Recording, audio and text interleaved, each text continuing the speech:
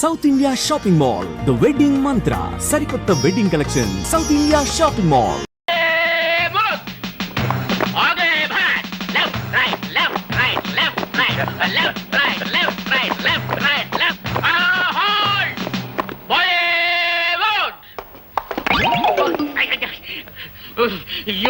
You 104.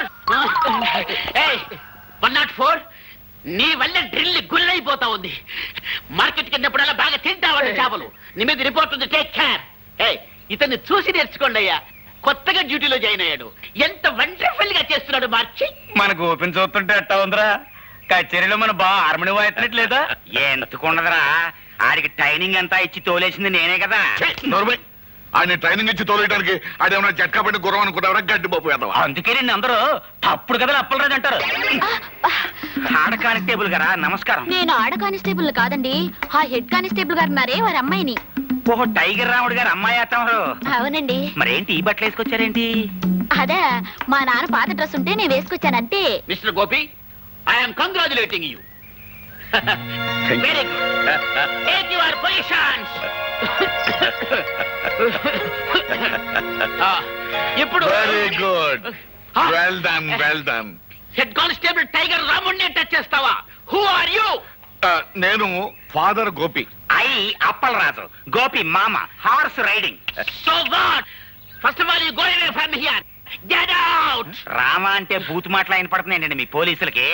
మన అబ్బాయి కూడా పోలీసే కదా. Sorry sorry it's sorry. All right. Get out.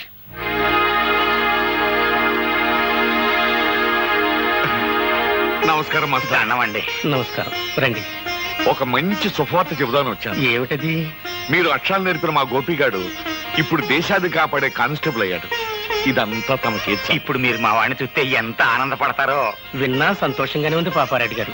నా ఈ బ్రతుకు గొడవ ఏదో తేలిపోతే నేనే స్వయంగా వచ్చి చూస్తాను. రండి బ్రదర్స్, మా గోపి అబ్బాయి కూడా మీ పోలీసు ఉద్యోగం వచ్చేసిందిగా. ఇక నుంచి మనం బంధువులం, స్నేహితులం. ఏంటి కాపీ తాగుతారా? మాస్టారు, మీకు మర్యాదగా చెప్తున్నాం, నిరాహార దీక్ష విరమించుకోండి. కలెక్టర్ గారు వచ్చే టైం అయింది. ఆయన దృష్టిలో ఇది పడితే మంచిది కాదు. లేవండి. నాకు రావాల్సిన పెన్షన్ ఇవ్వకుండా తిప్పుతున్నారు. ఈ విషయం కలెక్టర్ గారి దృష్టిలో పడాలనే ఈ నిరాహార దీక్ష. చాలా పెద్ద కబుర్లు చెప్పొచ్చావా? తొందరపడకండి అయ్యా, మాస్టర్ చాలా మంచి ఆయన. ఇప్పుడు మా అబ్బాయి కూడా మీ డిపార్ట్మెంట్ చేరాడు. వెళ్ళవా?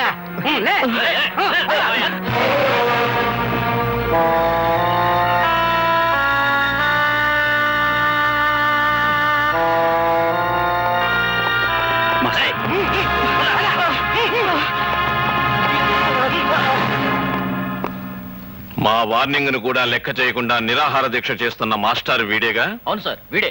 సరే, మీరు వెళ్ళొచ్చు. మా పోలీసులంటే అంత నిర్లక్ష్యంగా ఉందా? చేయకూడదు తప్పు నేనేం చేయలేదు బాబు. మీ వాళ్ళే అన్యాయంగా. మాస్టారు,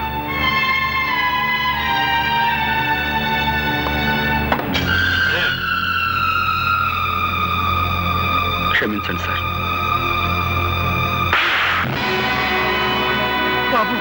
ఈ మాస్టర్ గారు ఏం అన్యాయం చేశారని సార్ ఆయన కొట్టారు? తనకు రావాల్సిన పెన్షన్ డబ్బుల కోసం 2 సంవత్సరాల పాటు తిరిగి తిరిగి వేరే గత్యంతరం లేని పరిస్థితిలో ఆయన నిరాహార దీక్ష చేస్తుంటే అది మీ దృష్టిలో క్రమశిక్షణ పాటించకపోవటమా, లేక లా అండ్ ఆర్డర్ని వ్యతిరేకించడమా? క్రమశిక్షణ తప్పిన వాళ్ళని, అన్యాయం చేసిన వాళ్ళని దండించడానికి మీరు ఉద్యోగంలో జాయిన్ అయితే సార్, మాస్టర్ గారికి పెన్షన్ డబ్బులు ఇవ్వాల్సిన ఆఫీసర్ని చావచిత కొట్టి తీసుకొచ్చి ఆయనకి పెన్షన్ డబ్బులు ఇప్పించండి. అది మీకు చేత కాదు, ఎందుకంటే వాళ్ళు మీకంటే పెద్ద ఆఫీసర్లు కాబట్టి. అలాంటి వాళ్ళకైతే మీరు సెల్యూట్లు కొడతారు, ఇలాంటి వాళ్ళని చావచిత కొడతారు. ఏ సార్, నేనేమన్నా తప్పు మాట్లాడానన్నా నాకు గద్దిస్తున్నారు? క్రమశిక్షణ అతిక్రమించారని మీరు మాస్టర్ గారిని కొట్టారే? అసలు క్రమశిక్షణ పదానికి మీనింగు, స్పెల్లింగు నేర్పింది ఇలాంటి మాస్టర్లే సార్ మనకి.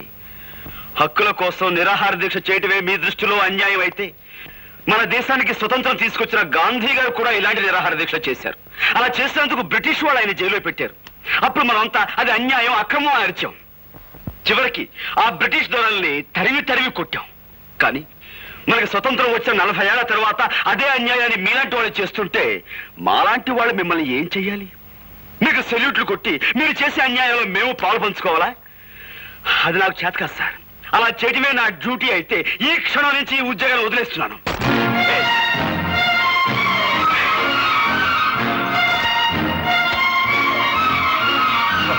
ఆవేశపడు. క్షమించండి మాస్టర్.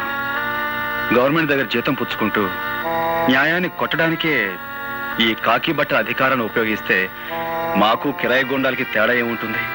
అందుకే ఈ ఉద్యోగాన్ని వదిలిపెట్టి వెళ్ళిపోతున్నాను. వస్తాను మాస్టర్. ఉంటానండి.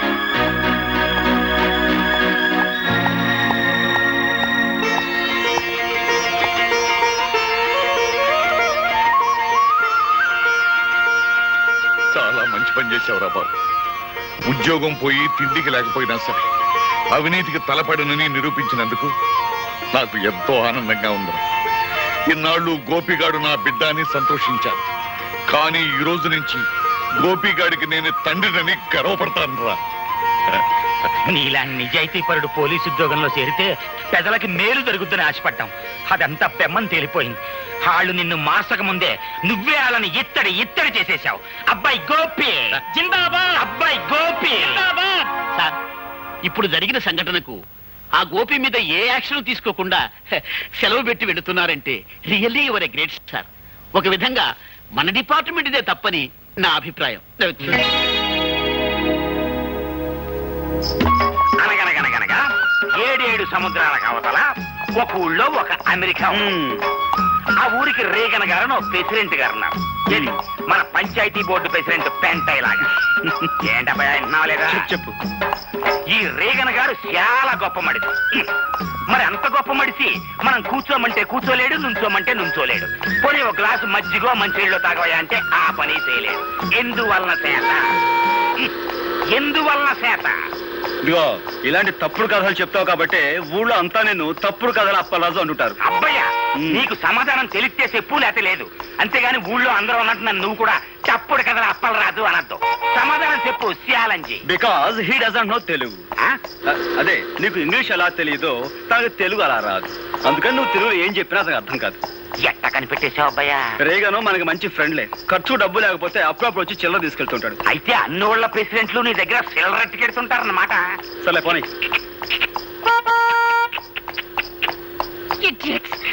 తప్పకుండా రాయ్ బండపు. ఓళ్ళేన్ వెనకమాల అగ్గిపెట్టి కారు, అందులో ఆడకూతురు ఓళ్ళేన్.